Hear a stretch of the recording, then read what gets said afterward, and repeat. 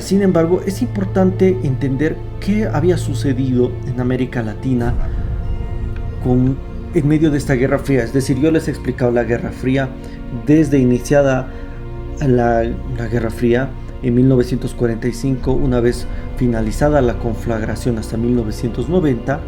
Pero, ¿qué había sucedido en esta región? Primero tenemos que entender cómo sucedieron los acontecimientos en cada uno de los países. Y aquí es importante observar qué sucede en República Dominicana. También ingresó a esta pugna de poder porque Joaquín Balaguer fue 7 veces presidente de este país centroamericano con apoyo de los Estados Unidos. Cuando se produce una figura representativa de la izquierda, Juan Bosch, se produce un golpe de Estado, presuntamente apoyado por la CIA, para posicionar a uno de sus hombres delfines, bueno, no voy a decir peón, pero sí apoyado por los Estados Unidos. En la Argentina, esto se hizo visible sobre todo con la presencia de Jorge Rafael Videla, cuya presencia en el Plan Cóndor fue tan fuerte porque combatió cualquier inclinación izquierdista. En Chile, el golpe a la moneda en 1973, propiciado por Augusto Pinochet, también tuvo una pugna en esta Guerra Fría, porque no olvidemos que Salvador Allende fue el primer presidente en América Latina en posicionar a un presidente confeso comunista. Y cuando giraba Chile hacia la izquierda, Augusto Pinochet, es decir, un militar, creo que era su propio general, le propicia un golpe de Estado. En cambio, en Panamá, por ejemplo, yéndonos al Istmo de Panamá, vemos que existió la presencia de un presidente casi de izquierda, como fue Omar Torrijos, pero no tenía ninguna intención de trazar amistad o relaciones con la URSS como lo fue con Cuba, sino se trató de un presidente nacionalista que al final logró recuperar la soberanía en el Canal de Panamá con los tratados Torrijos-Carter. Es decir, el presidente de los Estados Unidos, Jimmy Carter, el demócrata Carter, le cede la soberanía, le devuelve la soberanía del Canal de Panamá. En esta época también la presencia de Che Guevara, ejecutado en 1967 en la Higuera Santa Cruz, viene a no solamente representar esa intención por parte de un guerrillero de expandir la revolución cubana, sino la réplica o el remedio que tuvo estos movimientos libertarios en Centroamérica. No olvidemos que Cuba en 1959, el 1 de enero, logra expulsar al presidente Baptista para crear un país, o el único país en América Latina de corte socialista. Pero esta guerrilla que finalmente triunfó en Cuba iba a servir, como les decía, de remedio para otros países, y cuya característica más importante en la Guerra Fría fue la crisis de los misiles.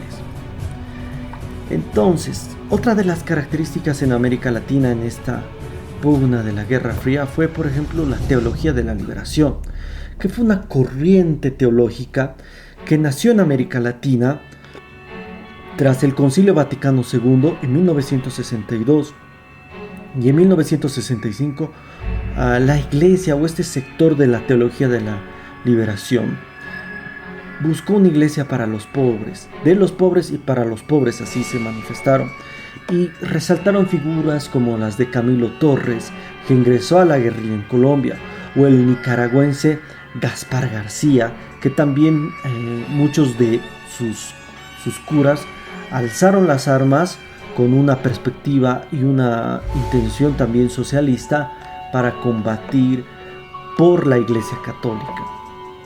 ¿Qué sucedió, por ejemplo, en el Paraguay, un poco al sur?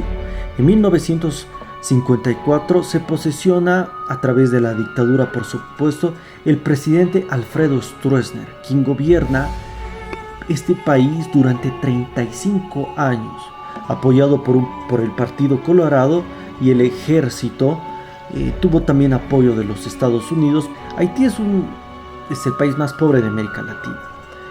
Papa Doc, declarado presidente vitalicio, y quien lo sucede fue su hijo Baby Doc, gobiernan este pequeño país desde 1957 hasta 1986 con apoyo de los Estados Unidos. Es decir, aquí ninguna duda de que Haití estaba respaldada por los Estados Unidos.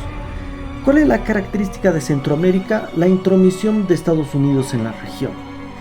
Se generaron estallidos revolucionarios que se radicalizaron en los 70 y en los 80 en el contexto de la Guerra Fría, y que había dejado un total de 350.000 muertos hasta 1990. En cambio, la característica de Sudamérica es la presencia del Plan Cóndor, que dejó, por ejemplo, 50.000 personas asesinadas, 30.000 desaparecidas y 400.000 encarceladas, según los archivos del terror, que fueron archivos propiamente desclasificados y encontrados por casualidad en 1992 en el Paraguay. ¿Qué era el Plan Cóndor? Solamente un plan de coordinación entre sectores militares de algunos países de América del Sur, de los cuales formó parte Bolivia, y la CIA de los Estados Unidos entre los 70 y los 80. Otro país que llamó la atención fue Nicaragua, que estuvo gobernada durante 45 años por la familia Somoza en dictadura, apoyada también por los Estados Unidos, y que terminó de gobernar después de la revolución sandinista que los derrocó en 1979. Y en 1981 se produce un proceso de guerrillas hasta 1990, cuando ya se produce elecciones libres y la mayoría de los países de América Latina ingresan al periodo neoliberal. El Salvador, un país que hoy es gobernado por el primer millennium, Bukele, atravesó también por un proceso de guerrillas entre 1981 hasta 1992. Se trató del Frente Farabundo Martí para la Liberación Nacional, que combatió igual la presencia de los Estados Unidos, que tenían cooperación y ayuda a estos gobiernos que querían mantenerse en el poder. Por ejemplo, El Salvador tuvo una guerra muy cruenta civil que dejó 80.000 muertos. La presencia de Honduras, otro de los países más importantes, se caracterizó por ser un aliado de los Estados Unidos. Costa Rica, de alguna manera, llega a ser un país que se distancia de esta pugna en la Guerra Fría entre Estados Unidos y la Unión de Repúblicas Soviéticas, porque una revolución, una guerra civil en 1948 posesiona a una de sus figuras, Figueres Ferrer, quien, presidente, ya abole el ejército y por tanto con la inexistencia o la ausencia de una presencia militar no ingresa a esta dinámica característica propia de los países centroamericanos.